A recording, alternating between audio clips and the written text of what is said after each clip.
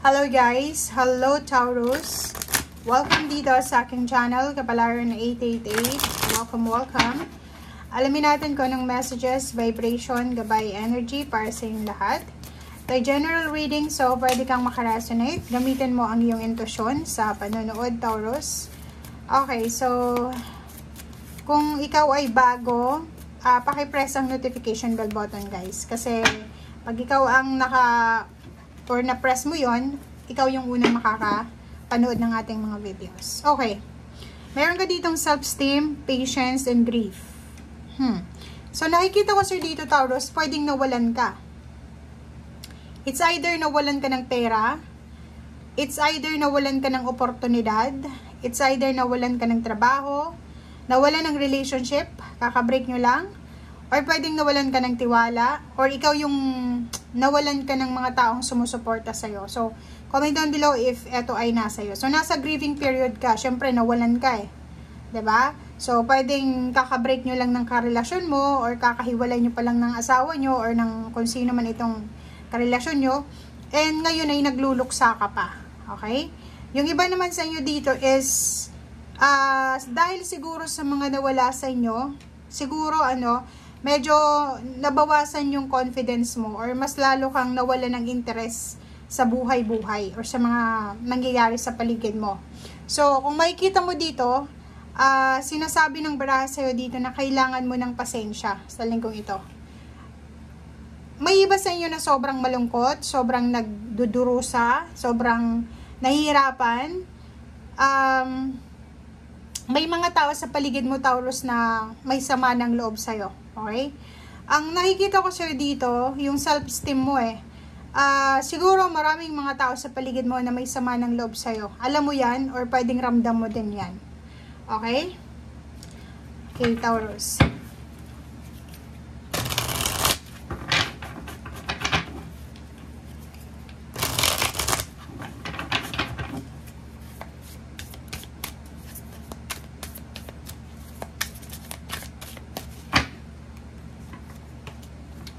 Okay.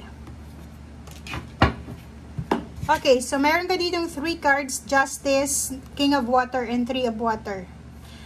Kung makikita mo dito, isang decision making ang kailangan mong gawin, or siguro mapag-iisipan mo, 'di ba? So, nakikita ko sir dito na isang desisyon ang posibleng gagawin mo, isang decision na kailangan mong timbangin, okay? Atong decision making na to is kailangan mo to para maging maayos yung takbo ng buhay mo. Okay? Atong decision making na to is kailangan mo tong gawin kung ano yung sa alam mo na tama, 'di ba? Stand up for your beliefs. So, pwedeng ipaglaban mo kung halimbawa may gusto kang ipaglaban, kailangan mong proteksyonan, go for it. Okay? Dito naman, sinasabi ng barahan na may selebrasyon. It's either may nalalapit na wedding, graduation, or birth announcement ang posibleng darating. So, maraming okasyon ang parating sa buhay mo. Pero may kasalukuyan kang issue dito na medyo malungkot ka or medyo disappointed ka. Okay? So, if ever man bago kang kakahiwalay sa asawa, sa karelasyon, or kung kanino man, open your heart sa mga taong gustong pumasok sa buhay mo. Wag nating isarado kung ano yung puso natin, yung isip natin.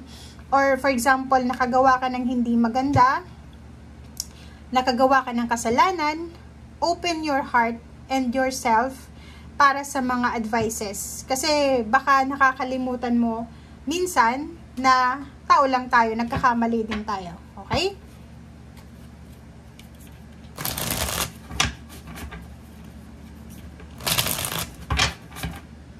Okay, Taurus.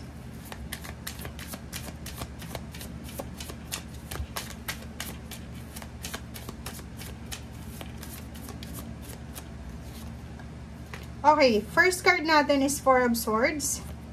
Next is 7 of Wands. And third is King of Swords. So, yun.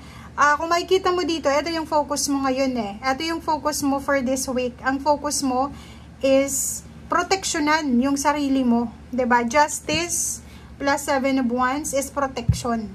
Parang nakikita ko sa'yo dito na focus mo is proteksyonan yung peace of mind mo.